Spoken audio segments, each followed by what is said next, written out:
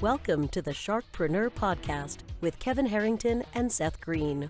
Kevin Harrington is the inventor of the infomercial, one of the original sharks from the hit TV show Shark Tank, and has generated over $5 billion in TV and digital direct response sales. Seth Greene is the world's first trusted authority on cutting-edge direct response marketing, a best-selling author, and the only 3-time Marketer of the Year nominee. On the podcast, Kevin and Seth interview sharkpreneurs who share straight talk on what it takes to explode your business. Do you want to become insanely successful? Do you want to be the go-to guru in your industry? Do you want to be talked about for all the right reasons? For over 40 years, Kevin Harrington has helped people just like you become significant influencers. Now he's broken the process down in the Key Person of Influence roadmap, and it's yours for free. Just text KPI to him at 727-888-2100. Text KPI to 727-888-2100 right now and claim your free step-by-step guide. Text KPI to 727-888-2100 to get the recognition you deserve and experience the success as the go-to voice everyone listens to in your industry today. Welcome to the Sharkpreneur podcast. This is your co-host, Seth Greene. With me, as always, is the inventor of the infomercial and the original shark on the hit TV show Shark Tank, Kevin Harrington. Kevin, thanks so much for joining us. Hey, Seth. Great to be here today. Thank you. Thank you. All right, we're super excited for our very special guest today, Steve Borden, who is the VP of Business Development for Hemp Extraction Labs USA. They have over a decade of experience in hemp and cannabis extraction, along with 2 decades of experience in the oil and gas industrial building fabrication business. Steve, welcome to the show. Thank you for having me, Seth and Kevin. Pleasure to meet you, and thank you for having me on, guys. I appreciate it.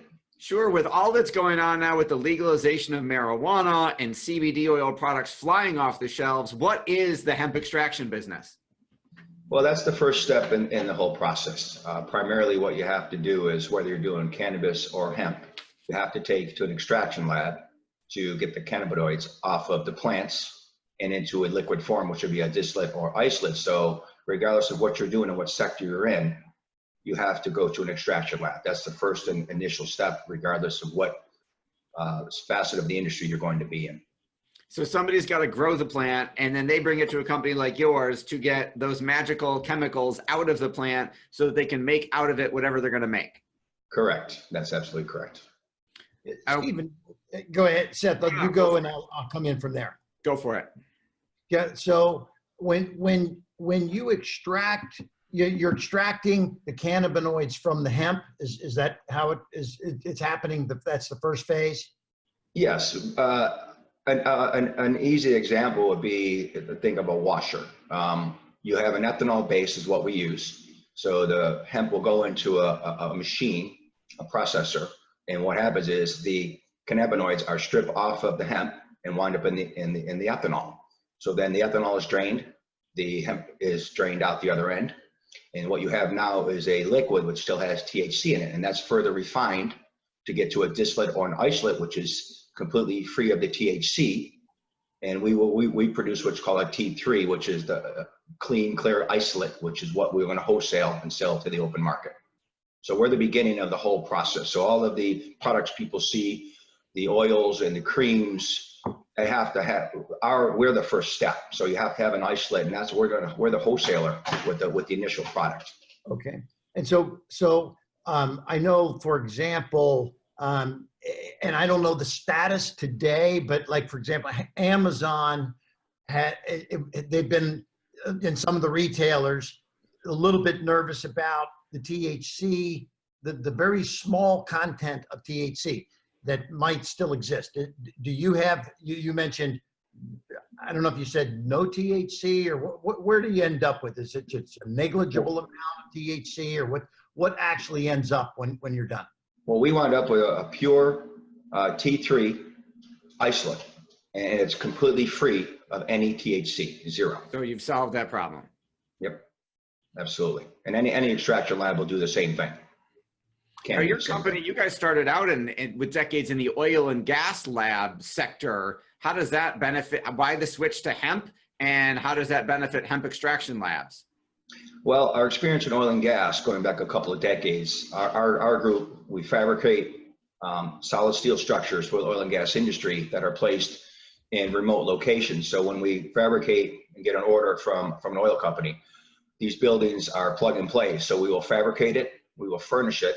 We have the expertise to move them around the country, place them on the site, commission them, and then hand the keys over to the oil and gas company. So we have experience of 2 decades of doing that. So what we decided to do was going into the hemp sector, we've taken an expertise, we brought in an extraction team and experts in that industry, became one company. So now we're taking our expertise in oil and gas, applying it to the hemp extraction lab. So now, as forming one group, we can take the extraction equipment, furnish a building that we fabricate, locate it, and move it to Colorado, drop it on an industrial site, and plug it in and start extraction services. So we've got the expertise, engineers, mechanical engineers, design engineers, architects, etc. So our expertise in oil and gas and designing these labs for oil and gas, we're 10 steps ahead of the game. We're bringing the extraction experts, put it all together, and now we basically have gone into a whole nother business, but bringing in the expertise from both sides and combining them. Currently, you're a manufacturing company. You wholesale your product to others. Do you make any of? Do you have any of your own brands that you take to the market, or are you strictly in the manufacturing side of the business, or B2B, or do you have any B2C business at this stage? Well, we're going to be a wholesaler of distillate and isolate. So we don't want to get into the retail side. It's extremely complicated, and trying to start a brand and get that whole side of the industry. We decided to just primarily do extraction services, create the distillate and the isolate, and then sell it out in the wholesale market. So if somebody wanted to start a traditional extraction operation from scratch, what's involved, and then how do you guys obviously differ from that? Well, if you do a typical on-site construction, that could take anywhere from 18 to possibly 24 months. Standard, you want to put a building on a piece of property, you have to go through the process like you're going to construct a new building. The advantages we have is our buildings are already approved by the state of Colorado, 100% permitted. So once we fabricate our building in Houston, which is where our facility is, we'll furnish it. We'll then move it to Colorado, and it takes probably 5 to 6 days to get it there. Put it on our site, plug it in, and we're operational. And we could do that in less than probably 22 weeks. So within 22 weeks, we're operational, making money, whereas most other companies that want to do traditional on-site construction, that can take a year and a half or possibly longer, or maybe 12 to 18 months. But generally, we have a speed to market advantage over most anybody out there that we're aware of. I'm sure there are others, of course, but that's our one key advantage we believe over most others. Speed to market. There's been a lot of interesting developments, many positive, some not as positive in the marketplace of distribution. What are you seeing with some of your clients in terms of the people you sell to and the success that they're having in the marketplace? Well, there's a shortage of our services. There's a bottleneck. So we're selling in the wholesale market. So for us to sell our distillate isolate is very, very easy. And we expect this to be going on for the next several years. So on the wholesale side, everybody's looking for what we can produce. Well, the bottleneck is coming with the farmers and the people growing the hemp. There's not enough extraction services available in the United States right now. So you have farmers that will be stuck with their product and they won't have nowhere to take it. So they're not making any money. So our services are in high demand and will continue to be for many years. Basically, we figure at least 3 to 5 minimum. So you're in the middle. So there's the farmers who have the stacks of crop and they don't have a way to get it to market. And then there's obviously crazy consumer demand and they need you in the middle, turning it into a product that they can sell. Correct. Well, again, everything starts with the isolate and distillate and the extraction. So if the farmer is lucky enough to find a lab, then they're making money, but the others, they're out of luck. And that's where we come in. We plan on putting numerous labs in the state of Colorado to begin, and then expanding into other states like Kentucky and Massachusetts and others across the country. I want to make sure I understand. Do you come out of your extraction process with the THC blend as well as a non-THC distillate?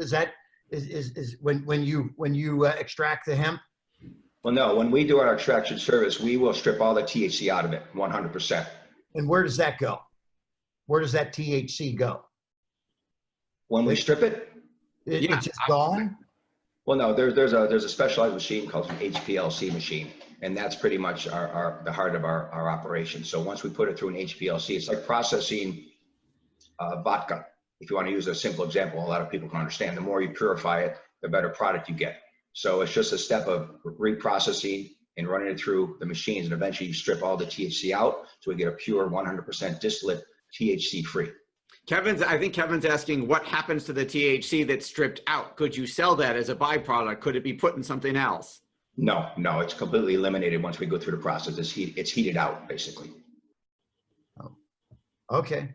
Okay, so you've got it. Sorry, go ahead. Yeah, I'm just wondering. So, are there other extractors like you that extract to save the THC?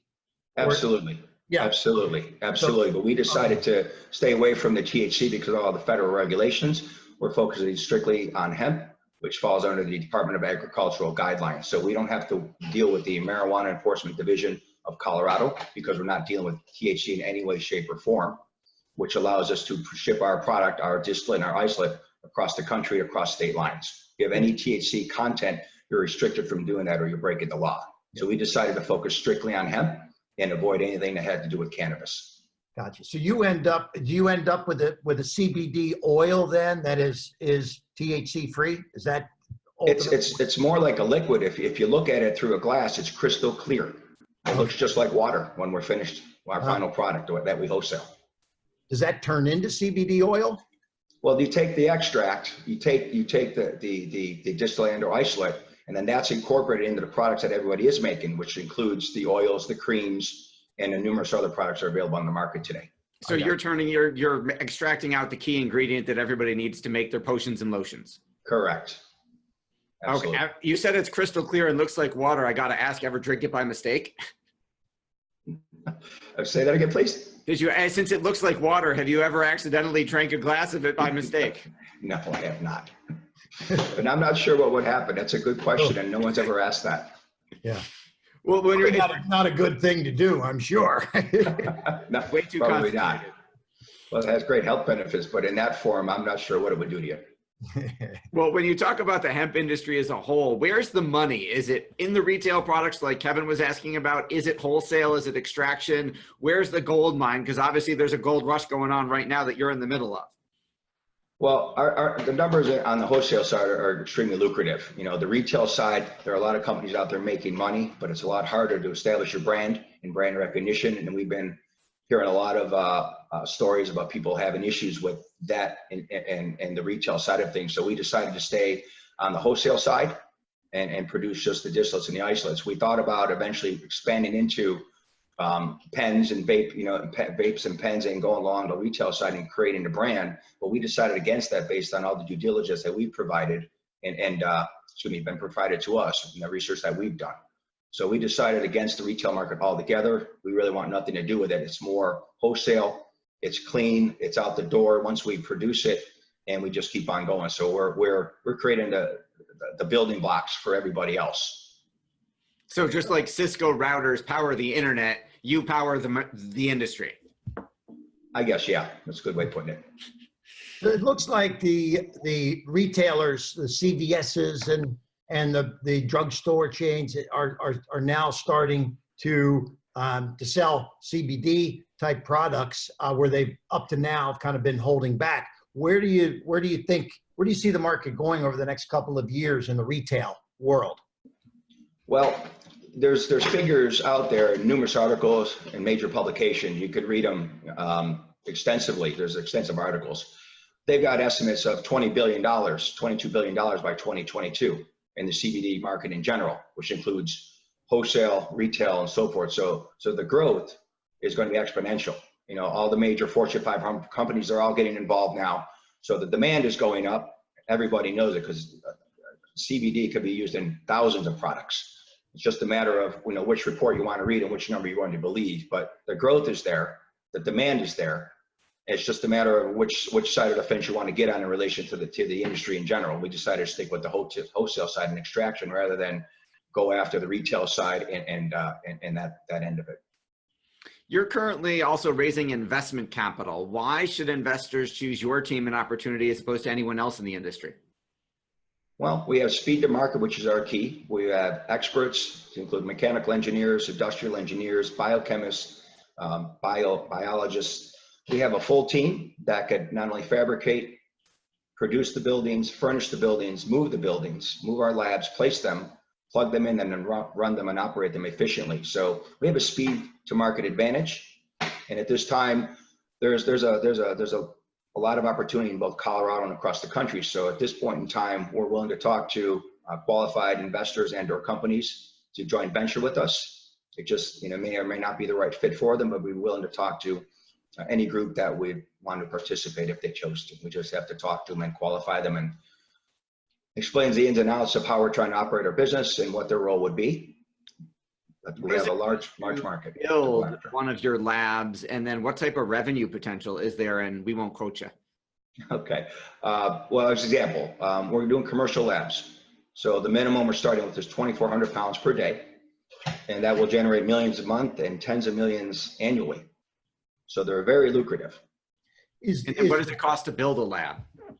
Well, our labs right now, to furnish them, fabricate them, move them from A to Z to include tariffs, is a little over $5.5 million for a 2,400 pound lab. However, we'll max out at 6,000 pounds a day, is as high as we'll go at this point, and that would come in there just under 10 million. So 2,400, 5.5, you get a better bang for your buck, as they say, doing it 6,000 pound per day, a little under 10 million. Is your distribution primarily in the US, or do you sell into Canada or any other parts of the world? We could sell our finished product anywhere. We're looking for the best price, and there's a market out there. There's been a wholesale market out there for years. Plus, you could get online, and there's a lot of avenues you can go to sell what we're going to be producing. So we're going to look for the best price. Example, right now, a kilo of T3 isolate, you can get probably $7,500 to $8,500 a kilo. So it's extremely lucrative in that respect. We expect the price to go up, but it's just a matter of the best price. So we're going to go out there and shop, but we know people in the industry and have known for years. So it's just a matter of once we start production in a particular location, we'll line up a buyer. Now we can do a long-term contract, but that would be beneficial for us because the market prices changes. So we're going to look for the best price. So we could sell it anywhere in the world if we chose to. One of the things that you hear about, like, for example, there was in New York City, stories about restaurateurs that were putting CBD oils into some of their meals. And, you could order something at a restaurant that might have a little CBD in it. And then they came out and says, oh no, we need to understand, what's in the CBD and is there a regulatory body now or soon to be that's looking at the distribution of CBD products and whether or not they're going to allow these companies to go through certain distribution channels? Well, yeah, the FDA is getting involved, but you just can't put it in food and sell it. There's an issue there. But dog food, there's certain products that you're allowed to do it, and numerous companies are. And unfortunately, there's a bunch of companies out there making false claims. So right now, you technically can't put it in food. But I believe some companies are doing this right now, and it's just a matter of the FDA catching up. But they don't have enough of the studies to confirm the good or the bad, even though everyone knows it's a good thing. CBD is a good thing, and it's proven to a point, but the FDA still hasn't jumped on board wholeheartedly, completely, to say, yes, you can put this in whatever you choose to produce. So that's an ongoing process, but they're pushing it as quickly as they can, so it can be infused into just about anything. That's the ultimate goal of the industry. Yep. And so, because you go on the internet and you see literally hundreds of people selling CBD oils and tinctures and drops and this and that. And I order things myself personally, and just exploring this. How as a consumer, how does somebody know that what they're consuming that they may have seen at a trade show or online somewhere? How does a consumer know whether it's actually safe to consume something like that? Well, that's just it. That's about branding. And again, if a Fortune 500 company was producing a product, you're familiar with the name and you'd probably be comfortable with it. But there's so many startups out there in the industry right now making claims, and some of them are true, some of them are false. But generally with the oils and the creams, it's about branding, growing that brand name recognition, and then trusting that brand. So it's sort of like the Wild West right now. There's so many companies jumping into this, and nobody knows, who to trust. And therein lies one of the problems with being on the retail side of it. Exactly. So that's why we're staying away from that. So if an entrepreneur wants to buy some isolate from you, put it into their own product, what do you recommend they do relative to, you mentioned the FDA? What do you recommend that they do in order to have a product that is good and is not going to have any problems in the marketplace from the FDA standpoint? You mentioned you can't put it in food, but you can just put it into tinctures that you can just take it directly. But I mean, how do you do it such that you're in compliance with the industry? Well, that's a question I don't think I can answer, because we're wholesaling. We're going to wholesale it to whomever wants to buy it from us. What they do with it is up to them. But so we're looking for the best price for our product. What they do with it after the fact, I'm not going to give them the advice, because I'm not in a position to do that. It's just a matter of, you want to give me $7,500, the next guy wants to give me $8,000. I'm going to sell it to the guy who wants to give us $8,000, and thank you very much. So I can't answer that question properly, but it's a good question. I just don't know how to address it, because that's not part side of the business that we've never really delved into and didn't really plan on. But again, for us, it's the best price, and whomever we're selling it to, what they do with it is up to them. The old supply and demand model, huh? Yeah, well, and the bottleneck is the extraction side, and which is why we decided to get into this. Stephen, for our folks who are listening and watching who are interested in the investment opportunity and learning more about how they can make money with you on the wholesale side of the business, what is the best place for them to go to learn more? Well, we can go to our website at www.hempextractionlabsusa.com, and our phone number is there, and an email is there. Awesome. All right. Stephen, incredible story. Very fascinating business, obviously. You're in the new gold rush. So we greatly appreciate your time. We know you're really busy. Thanks so much for joining us. Thanks, Stephen. Thanks for having me, guys. Kevin, it's a pleasure to meet you. Thanks for having me on, guys. Bye-bye. Do you need money to fund your idea, product, or service? Are you ready to take your business to the next level, but need capital to get it done? Kevin Harrington has heard more than 50,000 pitches and knows how to help you make the perfect pitch to get the funding for your entrepreneurial dream. He's distilled the process down in his perfect pitch cheat sheet, and it's yours for free. Just text PITCH to him right now at 727-888-2100. Text PITCH to 727-888-2100 right now and claim your free perfect pitch cheat sheet. Text PITCH to 727-888-2100 to start funding your dream today. This show has been produced by Market Domination, LLC. To discover how you can have your own show completely done for you and turn it into a real published book and become the authority in your marketplace, go to www.marketdominationllc.com/podcast offer.